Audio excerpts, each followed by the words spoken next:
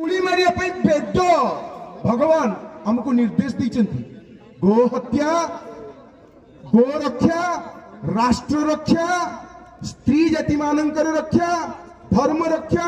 एवं आत्मरक्षार्थे ब्राह्मण मध्य शस्त्र उत्तोलन करिपारे परशुराम जंती शस्त्र उत्तोलन करथिले तेणु निज भितर से अंतर्शक्ति को जागृत करिया को हबो। प्रत्येक सनातन कर्तव्य है जदि शासक जन समाज को प्रतिनिधित्व करुवा शासन तंत्र कौन सी प्रकार आमको भूल बाटर परिचालन करती ताहले तांको गुरु मार्गदर्शक साजी प्रथमे सुचिंतित प्रस्ताव दियो परामर्श दियो भाई एटा हमर भूल होछि मु एई मंच पर रही करी वर्तमान सरकार को